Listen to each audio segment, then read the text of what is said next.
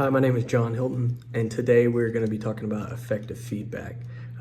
Effective feedback helps students to improve on the stuff that they need to improve on, helps build confidence, and helps increase the learning process when done correctly. So you can have several forms of feedback, both negative and positive. And when I say negative, we want that to be more constructive than negative. But it's all in how you present that feedback. Remember, the feedback needs to be both immediate, timely, and it needs to be specific. You need to have some intent when you're sitting down with a student.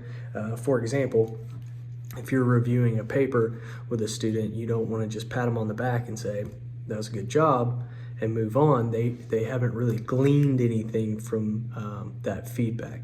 You want to be specific and say, "Hey, these are the things that you did very well, and maybe these are some areas that you can improve on." So you want to cover those things. Again, that stuff needs to be immediate. So you don't want to have them write a paper and then 3 weeks later you give them some feedback, because that's kind of faded from memory. As soon as you get those papers graded, and you want to have those conferences to give that feedback, one-on-one, specific and timely. One concentration of feedback should be to help the student improve for future goals or future work. So for example, you want to steer them or tailor your feedback to help them improve on maybe the weaknesses that they had, or to help, again, build confidence going into the next assignment. Also, you want to have the student have some buy-in in the conversation. So it shouldn't be one-sided. It shouldn't be me just sitting down saying here, here, here, here. You can bring the student into the conversation by saying, "How do you feel you did? What was challenging for you? What do you think that you could have done better? And what would you do differently?" So if you bring them into the conversation, you kind of get a feel of where they think they're struggling or where they think they're doing well, and then you can match that up with your effective feedback. Again, help build confidence or address some areas that may need to be addressed. Specific examples that I've done. I teach high school English, so one that went well.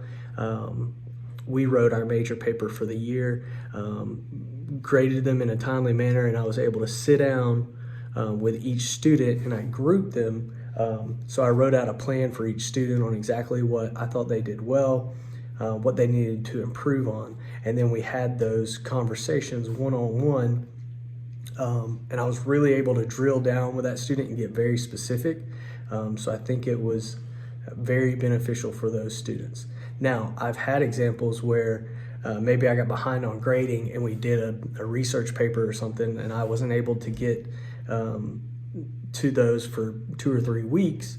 And then at that point, even though I'm trying to have those specific one-on-one conversations, in those 3 weeks, those students have had 3 or 4 different lessons where they've had to write for other things, and sometimes that information can get lost in translation because effective feedback has to be timely. That wasn't very timely.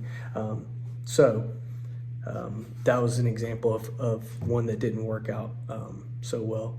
But again, effective feedback needs to be intentional, needs to be timely, needs to be constructive, even if you're focusing on a weakness. Again, you're there to increase the learning process for the student with that feedback. Help them grow and become critical thinkers, help them improve themselves.